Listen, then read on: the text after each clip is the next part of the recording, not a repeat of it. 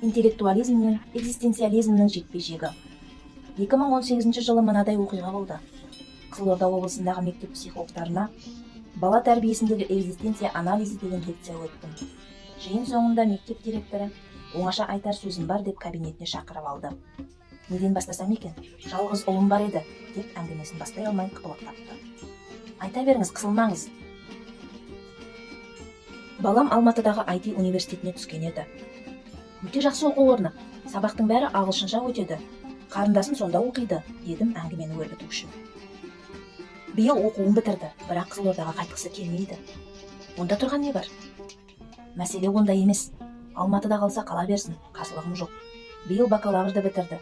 Магистратурасын Америкада оқымақшы. Интернетпен емтихан тапсырып, оқуға түсіп алыпты. Жақында кетеді. Өз күшімен түсті ме? Әрине, ол жағынан балам білімді, интеллектісі күшті, потенциалы мықты, шет тіліне, математикаға, информатикаға жүйрік. Бәрекелді, ел көреді, жер көреді, таным көкжиегі кеңейеді. Батыстың да білімін көріп қайтқаны жақсы емес пе? Дұрыс, барсын, оқысын, тоқысын, оған қарсы емеспін. Уайымым басқада. Енді ашылып айта беріңіз. Балам үйде айна жылына бір келеді. Ауылда той-томалақ, өлім-жітім бар дегендей. Қаза болса көңіл білдіріп, қуаныш болса құтты болсын айтып, ағайын туыстарды аралаймыз. Міне, сондай кезде бір өліп бір тірілемін. Неге? Мінезі өзгеріп кетті. Өлім-жітімде баламның қылығына ұялып, тіпті кірерге тесік таппай жер боламын. Мына жақта туған туыс жоқтау айтып, аза тұтып жатады. Ал менің баламның ешкіммен шаруасы жоқ. Басында капюшон, құлағында наушник, екі қолы қалтада, сағызын шайнаңдап тұрғаны. Қайғыға ортақтасу, қуанышты бөлісу деген атымен жоқ. Ақмақ дейін десең, ақмақ емес. Мектепті де, университетті де қызылға бітірді. Бірақ қылығы анау, кәдімгі меңіреу компьютер сияқты.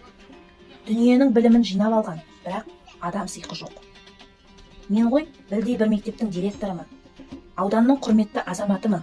Сөйте тұра, ел жұрттың алдында баламның қылығына ұялып жерге қараймын.